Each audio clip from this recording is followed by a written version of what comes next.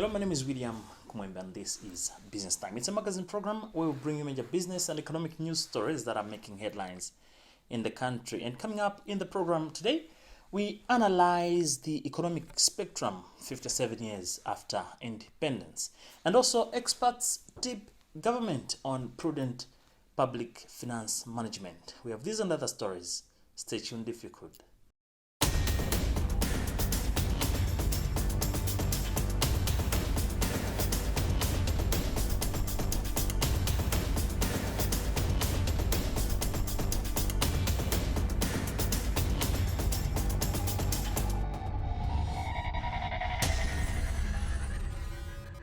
Hello and welcome.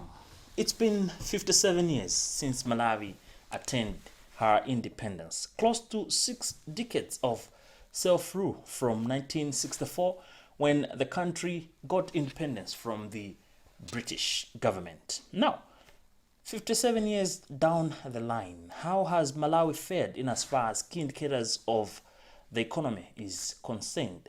Our journalist Justin Mkwewa attempts to analyze the trends in as far as the economy is concerned.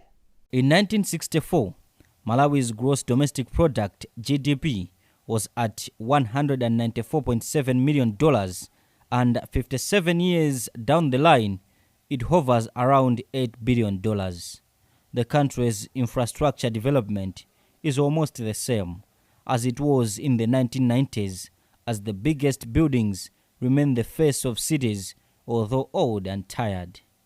In 1964, the Malawi kwacha was trading at an average price of 2 kwacha 43 tambala against the US dollar, and 57 years down the line, the kwacha is trading on average at 840 kwacha against the dollar. The examples of an economy moving at a snail's pace are numerous, an indication that the country has achieved less 57 years after independence. This is worrisome, says Malawi University of Business and Applied Sciences MUBAS-based economist Bechani Chereni. Chereni says although companies have been established over the last 57 years, most sell imported processed goods, or if not, a good chunk of raw materials used in production are imported. He faults Malawi's rigidity to change their mindset. We have failed to move away from that mindset. We have always depended on agriculture. We were told that chuma chiri muntaka, and we have always depended on that whole agriculture. That's how we have moved. We tried to industrialize sometime in the 70s and in the 80s. We tried to industrialize by using, of course, what were called national giants. That would be the Malawi Development Corporation of then, now defunct, which through it we now had the National Bank of Malawi, ADMAC came in there, Commercial Bank, Press, and many other companies. They were formed because of that venture. And then we forgot about that. We now entered into an era of democracy, and we all thought about democracy as the answer, and that made us to forget about the economy. So democracy took over in a way. People thought that money would just be falling from the tree. We stopped to work hard.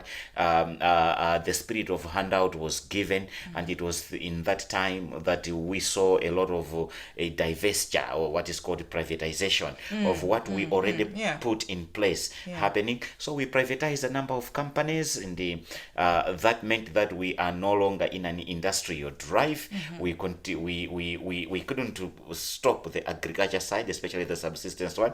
We continued with this privatization. We privatized even the very companies that should have seen us employing a lot of people, David Whitehead and Sons being one of them, and many other companies. And so we saw companies like Pew folding up, Brown and Clapperton folding up. That meant that the set of employment shrinked. Center for Social Accountability and Transparency, CSAT Executive Director Wile Kamwandira agrees that the country is not where it was supposed to be. He indicates that there is a need for political will to wipe out corruption and put development strategies to use if the country is to make progress. In the first place, I think our leaders should strive for a common good. if you look at the current status as we live today, why should in this age and era, 25 years, 57 years of independence, one should continue using a handball? So I think the onus is upon our leaders to mean well to this country. Otherwise, what we see is we have a kind of leaders who are not striving for a common good. As a result, Malawians continue to wallow in poverty, while our leaders are doing well, they're enjoying life. Recently, the government launched the Malawi 2063 agenda, which aims at making Malawi an inclusively wealthy, industrialized, and self-reliant nation by 2063. Different stakeholders and the government have placed their hope on the blueprint as a turnaround strategy for the country's development. Government has lately introduced a bill which seeks to force political parties to align their manifesto with the blueprint. Now, corruption has been singled out as one of the setbacks for economic development for the country in the past years. Lack of integrity and poor finance management systems have been faulted for the vice. What do experts say is a remedy to the challenge? In public finance management, we are looking at the money that I am paying through either tax or VAT, from the budgeting side to where I can have resources like road, I can have resources like good buildings, I can have even resources like good electricity or cheaper electricity. So it's a matter of management of public resources. As of now, I can say we are seeing good positive progress, where we are seeing anger from people to see change. But also, I think nowadays Malawians are demanding for change. Where things are not right, they'll be able to voice it out. So the media is doing best to bring out the issues of PFM, where there was mismanagement or some scandals that are happening or were happening. We are not there yet, but we are in the good progress, where we have seen a couple of cases, and we have seen even the other arms of government taking their force after the media have taken their role. So I can say we're not there, but we are taking the right route one step at a time. I think the major issue is in the issue of implementation. Now the government, led by the Ministry of Finance, has presented the budget. But now the issue is how do we move from the paper budget to the implementation, so that by whatever the agenda, whatever the vision, whatever the goal, we should be able to achieve that. I think the best way is to follow the book of what is indicated. If the money is allocated, let us use it in a way that it supports the project or the developmental agenda at the end of it. There was an issue of budgeting, implementation, issues of maybe allowances that were indicated. I think if we are prudent enough in how we manage the resources, the Malawians' resources through taxpayers' money, then we'll be able to see value for our products. Because, for example, for developmental projects, for a road, it's not only the politicians who are going to pass through that road. It's even me, a Malawian, who's passing that road. So if someone mismanages that, it means I am affected and he's also affected. So I think we just have to strengthen the prudence in public finance resource management. I think for every Malawian who has the role to use that money should take that money responsibly. If you are managing a government-funded project, you should take responsibility of that money. If I am doing that, then I should take the responsibility. So I think it comes to the implementers of projects, government-funded projects. It's not a matter of mentioning names, but if I am in that institution, whether in the government ministry or in an agency or a department, I should take that money as my own. How would I use it in a way that it benefits everyone else? So that would be a good way and a stepping stone for Malawi to see beneficial outcome. Mm-hmm. Yeah. It's always good to try new things, and it's always good to improve the old thing. So I think for the new IFMIS, we have learned of some of the loopholes. So I would say if we are tight at implementing, but also understanding what are the loopholes in the previous one and how best we can manage. I think we would be able to implement this new IFMIS code. And we have seen the government officials indicating that it's a tight-ripped. There is no hose that is supposed to be there from the new IFMIS. So we'll be keen to understand that this IFMIS should be the one that mitigates some of the scandals that we saw in the previous years. I understand it's been piloted in 6 districts, but the report for that we're yet to see. So yeah, as they are rolling over or scaling up to other districts, we just hope there were lessons learned and then they were improved. But too much information I do not have as of the moment. One thing I've heard is the government funds are not mine. Therefore, I can use it in the way I want to use it. And we have to change from that. If it's government funds, I have contributed to it. So if I am implementing, let me be the one that will contribute to change. So if it can start with me implementing a government project where I am by the book on how best I can implement this and how best I can use the funds, then we are not going to find issues of routing, issues of cash gates, not anymore. So we have to remove the greed that everybody talks about whenever we see public resources. We are making buzz. I could say we are making buzz. How much of the change is there? Let's wait and see. Remember, this is Business Time on Times. It is a magazine program. We will bring you major business and economic news stories that are making headlines in the country. We'll be right back, and when we get back, experts for quick agriculture sector revitalization. That's when we get back inside Times Business Time.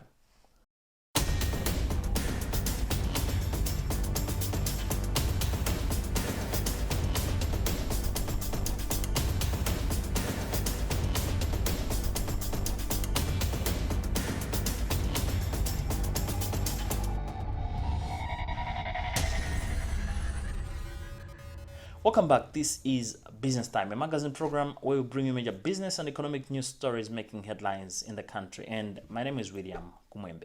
Moving on with the program. Malawi has been an agrarian economy since time immemorial. However, input from the sector has been dwindling each passing year. For instance, revenue from tobacco, Malawi's major forex earner, has been going down, as well as output of most commodities that Malawi heavily rely on. Weather-related shocks are among other factors that have been contributing to the dwindling of input of the agriculture sector to the economy.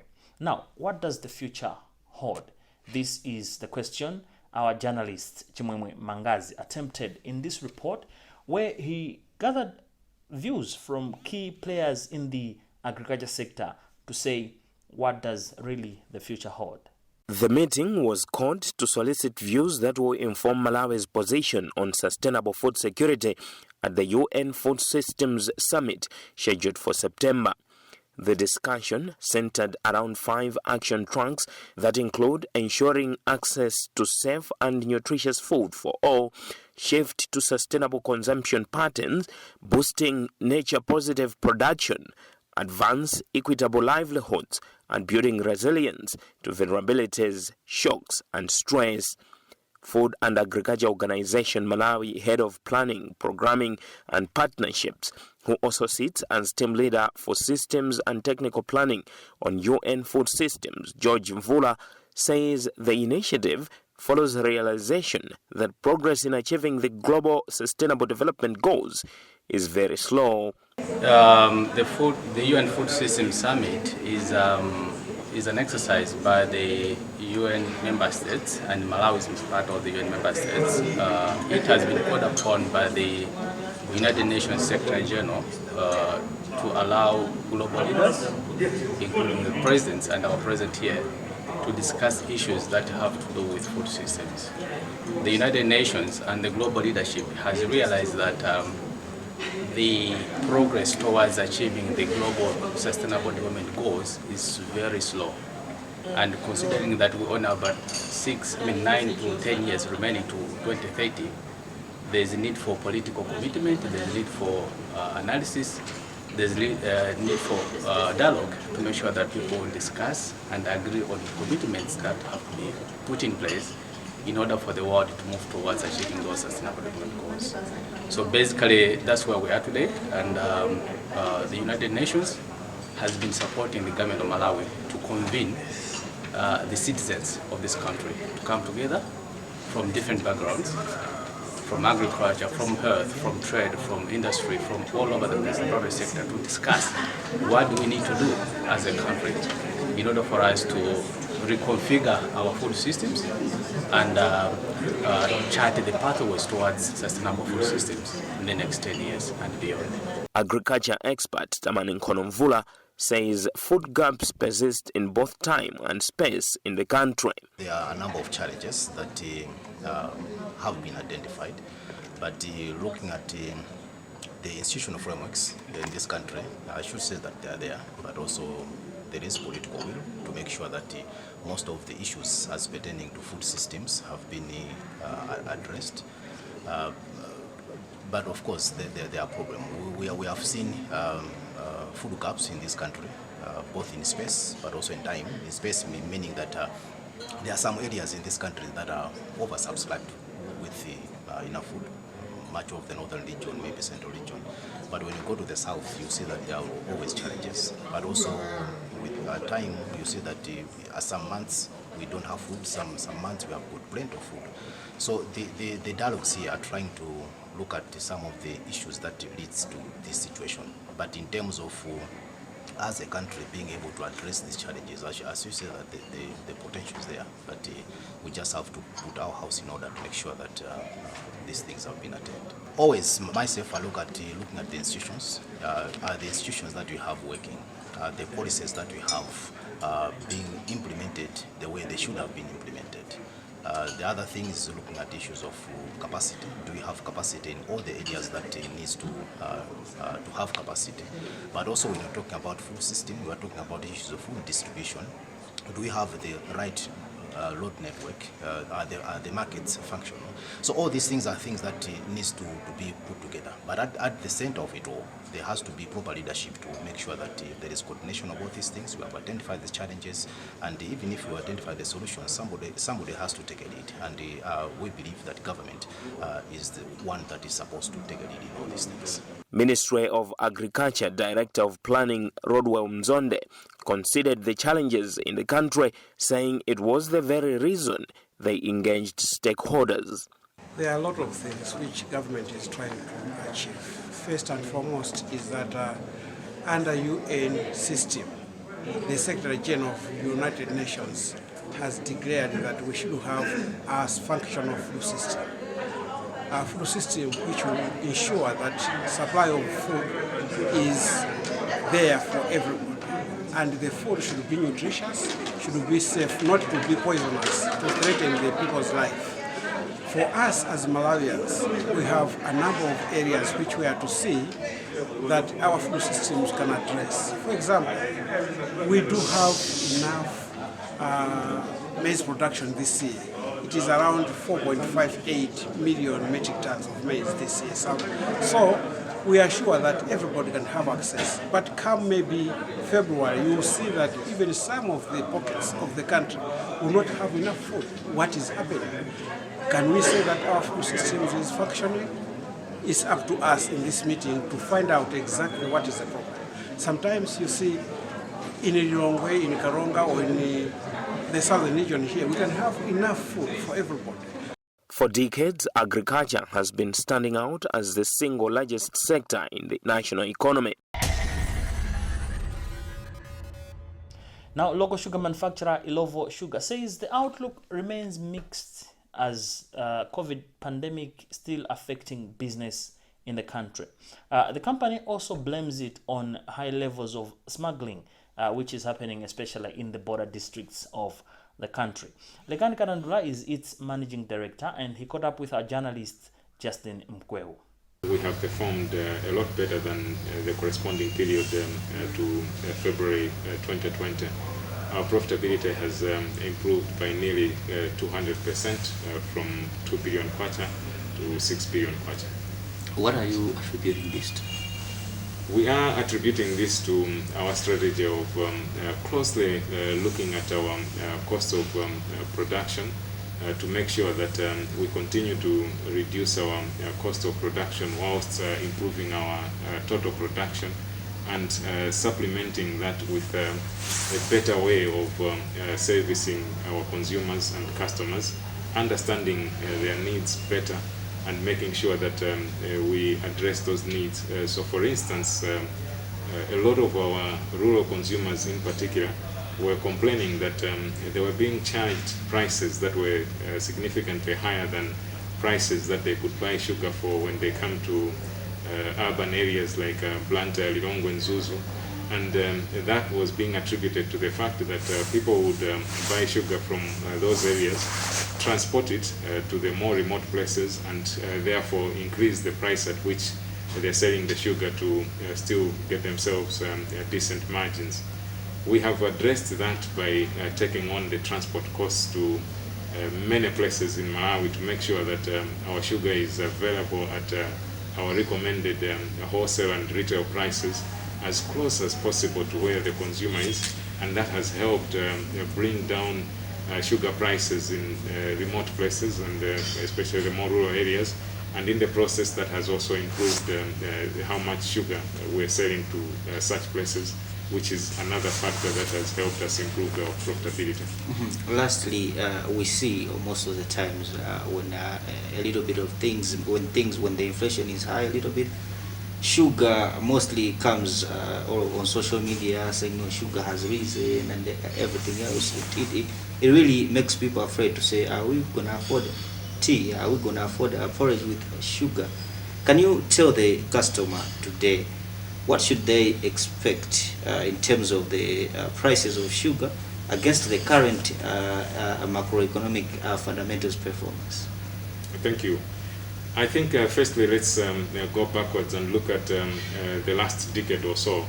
If we look at our sugar prices year on year, we have actually been increasing our sugar prices below inflation. And if we look at 2019 in particular, we actually did a price reduction, and a substantial one, from 900 kwacha to 800 kwacha per packet. As a business, it is our wish to make sure that we continue to shield the consumer as much as we can going forward. We cannot guarantee that we'll always be able. There could come a point when all these inflationary factors are so strong that we have no choice but to pass on some of that. But our intention is to improve our sales from selling more rather than from selling at higher prices. So we're doing our best to keep sugar affordable. That doesn't mean or say that we will never increase prices. If I ever said that, that would be outright untrue, because economic forces do sometimes come to a point where you have no choice but to increase sugar prices. But we're always trying our best to make sure that our sugar is always competitively priced. Well, with that story, we've also come to the end of today's edition of the program Business Time. It's a magazine program where we bring you major business and economic news stories that are making headlines in the country. On behalf of the entire production team, my name is William Kumwembe. Always remember, if it doesn't make money, then it doesn't make sense. Bye for now, but stay safe.